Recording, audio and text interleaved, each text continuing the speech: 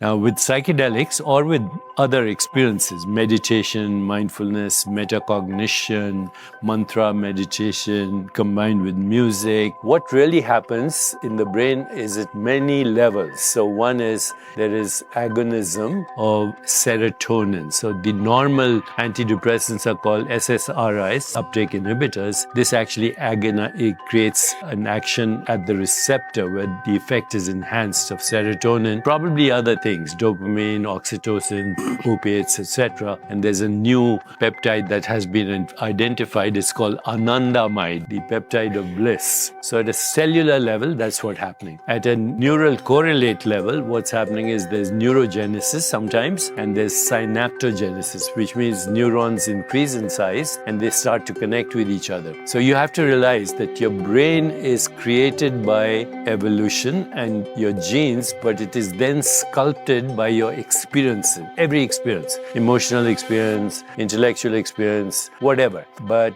that field is called neuroplasticity. By making conscious choices and by attending to sensory experience with awareness without interpretation, you actually increase neurogenesis and synaptogenesis. The other thing that happens is the default mode network cools down. And the default mode network houses our ego. So there's ego dissolution to some extent. And all our collective problems and our personal problems, of course, come from ego. The need to defend, the need to be right, the need to be validated, sometimes superior, sometimes inferior. These are social constructs. We are equal beings. But the social contract creates these boundaries. So these boundaries get dissolved. That's the neural correlates. Then there's something else that happens. Inflammation goes down and self-regulation kicks in and homeostasis occurs. Homeostasis means back to balance, a state of dynamic non-change in the midst of change. That's fundamental self-regulation and healing. So many things are happening all at the same time.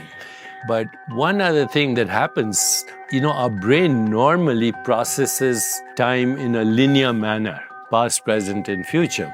That's also a social construct based on the ego identity and the subject-object split. Therefore, one other thing can happen. You can experience non-linear, transpersonal reordering of space-time, and the experience is basically a holographic representation of the universe.